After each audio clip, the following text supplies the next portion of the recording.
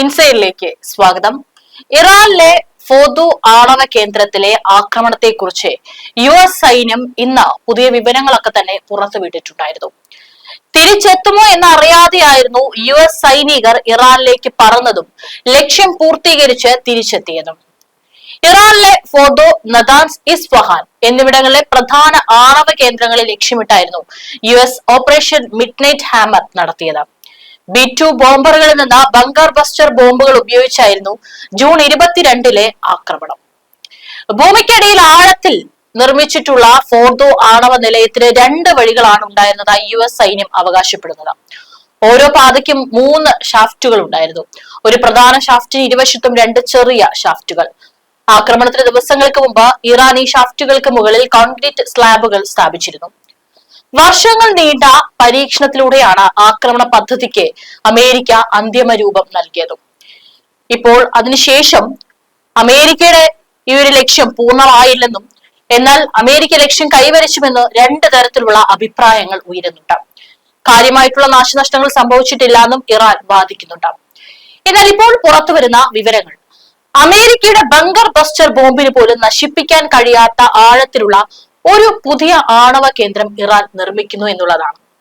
American B2 stealth ജെറ്റുകൾ ഇറാന്റെ 3 പ്രധാന ആണവ കേന്ദ്രങ്ങളായ ഫോർദോ, നദാൻസ്, ഇസ്ഫഹാൻ എന്നിവിടങ്ങളിൽ 30,000 പൗണ്ട് ബങ്കർ ബസ്റ്റിംഗ് ബോംബുകൾ വർഷിച്ചതിന് ശേഷമാണ് പുതിയ സ്ഥലം ശ്രദ്ധയിൽപ്പെടുന്നത്. ആക്രമണം ഇറാന്റെ പദ്ധതിയെ പൂർണ്ണമായി തകർത്തു കളഞ്ഞുവെന്ന് അമേരിക്കൻ പ്രസിഡന്റ് ഡൊണാൾഡ് ട്രംപ് അവകാശപ്പെടുമ്പോൾ 400 കിലോ സമ്പുഷ്ടീകരിച്ച യുറേനിയം അതീവ സുരക്ഷാ കേന്ദ്രത്തിലേക്ക് ഇറാൻ മാറ്റിയിരുന്നു. ഇക്കാര്യം ആണവ വിദഗ്ധരും സ്ഥിരീകരിച്ചിട്ടുണ്ട്. ഇറാൻ ആണവ വസ്തുക്കൾ ഒളിപ്പിക്കാൻ പറ്റിയ സ്ഥലമാണ് കൂഹ് ഇ കൊളാങ് ഗാസ് ല അഥവാ പിക്കാക്സ് പർവ്വതം എന്ന് അവർ പറയുന്നു. ഫോർദോവിൽ നിന്ന് ഏകദേശം 145 കിലോമീറ്റർ തെക്കും മധ്യ ഇസ്ഫഹാൻ പ്രവിശ്യയിലെ നദാൻസ് ആണവ കേന്ദ്രത്തിൽ നിന്ന് ഏതാനും മിനിറ്റുകൾ മാത്രം അകലെയുള്ള പിക്കാക്സ് പർവ്വതത്തിലേക്ക് ഇറാൻ ആഴത്തിൽ നിർമ്മാണം നടത്തുന്നുണ്ടെന്നാണ് ഇപ്പോൾ പുറത്തു വന്നിരിക്കുന്ന റിപ്പോർട്ട്. കഴിഞ്ഞ 4 വർഷത്തിനിടെ ഇറാൻ രഹസ്യമായി സൈറ്റ് വികസിപ്പിക്കുകയും ശക്തിപ്പെടുത്തുകയും ചെയ്തിട്ടുണ്ടെന്ന് ദി ടെലിഗ്രാഫ് അടക്കം റിപ്പോർട്ട് ചെയ്യുന്നു. 2023 പ്ലാനറ്റ് ലാബ്സ് PBCയിൽ നിന്നുള്ള ഫോട്ടോകളും വീഡിയോകളും വിശകലനം ചെയ്ത ശേഷം Iran Kuh e Kolang Gaz ലയിലേക്ക് തുരങ്കങ്ങൾ കുഴിക്കുകയാണെന്ന് അസോസിയേറ്റഡ് പ്രസ് അടക്കം റിപ്പോർട്ട് ചെയ്തിട്ടുണ്ട്. നദാൻസിന് ചുറ്റുമുള്ള പർവ്വത നിരകളിലെ ഒരു കൊടുമുടിയായ പിക്കാക്സിന് 5000 അടിയിലധികം ഉയരമുണ്ട്.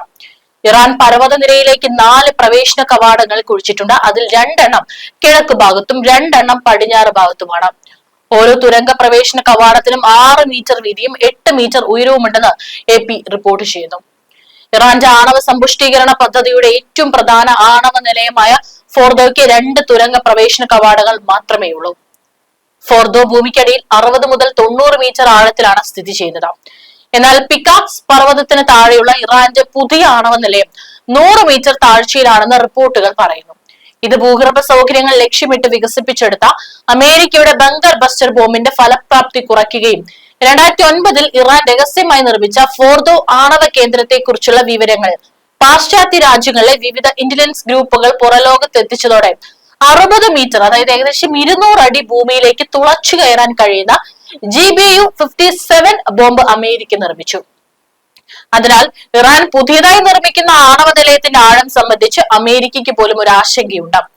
ഒരു സാധാരണ ബങ്കർ ബസ്റ്റർ ബോംബ് പോലുള്ള പരമ്പരാഗത ആയുധങ്ങൾ ഉപയോഗിച്ച് ഇനി ഈ പുതിയ ആണവ കോട്ട നശിപ്പിക്കുന്നത് വളരെ ബുദ്ധിമുട്ടായിരിക്കുമെന്നാണ് James Martin Center for non proliferation സ്റ്റഡീസിലെ ഗവേഷണ അസോസിയേറ്റായ സ്റ്റീവൻ ഡി ലാക്ക് പറഞ്ഞിരിക്കുന്നത്. പിക്കാക്സ് പർവ്വതത്തിലെ പദ്ധതിയുടെ വലിപ്പം കണക്കിലെടുക്കുമ്പോൾ ഇറാന് ഈ സൗകര്യം സെൻട്രിഫ്യൂജുകൾ നിർമ്മിക്കാൻ മാത്രമല്ല യുറേനിയം സമ്പുഷ്ടമാക്കാനും ഉപയോഗിക്കാമെന്ന് വിദഗ്ധർ ആശങ്കപ്പെടുന്നു. അമേരിക്കൻ ആക്രമണങ്ങൾ ഇറാന്റെ ആണവ കേന്ദ്രങ്ങളെ നശിപ്പിച്ചു എന്ന ട്രംപിന്റെ അവകാശവാദം ഉണ്ടായിരുന്നിട്ടും തെളിവുകൾ മറിച്ചാണ് സൂചിപ്പിക്കുന്നത്. അമേരിക്കൻ ആക്രമണം ഇറാൻ ആണവ പദ്ധതി മുന്നോട്ട് കൊണ്ടുപോകുന്നതിന് കുറച്ചു കാലതാമസം പിടിക്കുമെന്നും ട്രംപ് ആവർത്തിച്ച് പ്രഖ്യാപിച്ചിട്ടുണ്ടെങ്കിലും നേരെ തിരിച്ചാണ് കാര്യങ്ങൾ. യഥാർത്ഥത്തിൽ 400 കിലോ സമ്പുഷ്ടീകരിച്ച യുറേനിയം ഇപ്പോഴും ഇറാന്റെ കൈവശം സുരക്ഷിതമായി തന്നെയുണ്ട്. അമേരിക്ക ആക്രമണം നടത്തുന്നതിന് മുൻപുള്ള ഉപഗ്രഹ ചിത്രങ്ങളിൽ ഫോർദോ ആണവ നിലയത്തിന് പുറത്ത് 16 ട്രക്കുകൾ ഉണ്ടായിരുന്നു. എന്നാൽ അമേരിക്ക ആക്രമണം നടത്തിയതിനു ശേഷമുള്ള ഉപഗ്രഹ ചിത്രങ്ങളിൽ 16 ട്രക്കുകളെ കാണാനില്ലായിരുന്നു. അതിനർത്ഥം സമ്പുഷ്ടീകരിച്ച യുറേനിയം ഇറാൻ രഹസ്യ കേന്ദ്ര സങ്കേതത്തിലേക്ക് മാറ്റിയെന്നാണ്. ഇറാന്റെ കൈവശമുള്ള യുറേനിയത്തിന്റെ ഒരു ഭാഗം ഇറാനിലെ റഷ്യൻ ആണവ നിലയത്തിലേക്കും ബാക്കി പിക്കാക്സിലേക്കും മാറ്റിയിട്ടുണ്ടാകാമെന്നാണ് അമേരിക്കൻ രഹസ്യാന്വേഷണ ഏജൻസികൾ സംശയിക്കുന്നത്. ഏപ്രിലിൽ പിക്കാക്സ് പർവ്വതത്തിനടിയിൽ എന്താണ് സംഭവിക്കുന്നതെന്ന് ഇറാനോട് ചോദിച്ചപ്പോൾ സ്വന്തം കാര്യം നോക്കാൻ തന്നോട് പറഞ്ഞതായി അന്താരാഷ്ട്ര ആണവോർജ ഏജൻസി മേധാവി റാഫേൽ ഗ്രോസി പറയുന്നു. ഭൂമിക്കടിയിലെ തുരങ്കങ്ങളിൽ ആണവായുധങ്ങൾ നിർമ്മിക്കാനുള്ള രാസപ്രവർത്തനങ്ങൾ നടക്കാൻ സാധ്യതയുണ്ടെന്നും ഗ്രോസി പറഞ്ഞു. പിക്കാക്സ് പ്ലാന്റിൽ ഇറാൻ സമ്പുഷ്ടീകരിച്ച യുറേനിയം ഉൽപാദനം വർദ്ധിപ്പിക്കാൻ സാധ്യതയുണ്ടെന്ന് വിദഗ്ധർ മുന്നറിയിപ്പ് നൽകിയിട്ടുണ്ട്.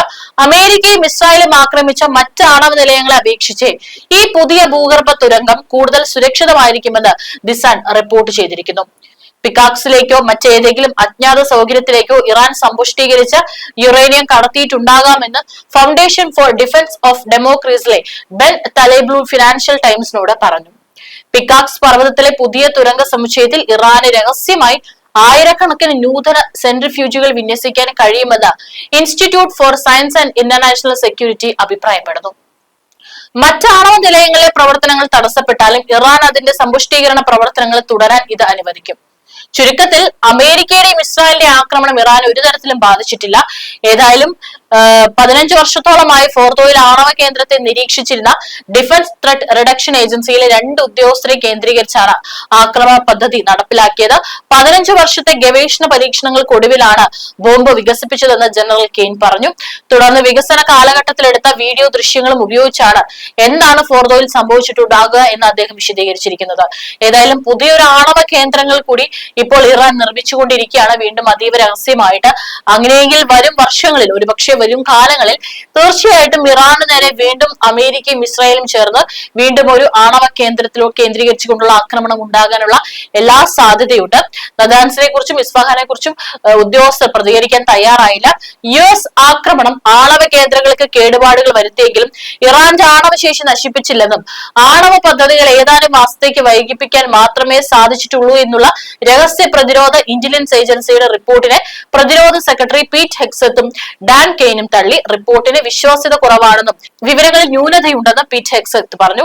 അവിടെ നിന്ന് യുറേനിയം ഇറാൻ മാറ്റിയിട്ടില്ലെന്ന് ട്രംപ് ട്രൂത്ത് പോസ്റ്റിലൂടെ വിശദീകരിച്ചു. അവിടെ കണ്ട വലിയ ട്രക്കുകളും കാറുകളും ഫോർദോയിലെ വെന്റിലേഷൻ ഷാഫ്റ്റുകൾ കോൺക്രീറ്റ് ചെയ്ത് അടയ്ക്കാനായി എത്തിച്ച ജോലിക്കാരും സംവിധാനങ്ങളുമായിരുന്നുവെന്ന് ട്രംപ് പറഞ്ഞു. ആണവ വസ്തുക്കളെ അവിടെ നിന്ന് മാറ്റുക എന്നത് അത്ര എളുപ്പത്തിൽ സാധിക്കുന്ന കാര്യമല്ലെന്നും ട്രംപ് പറഞ്ഞു.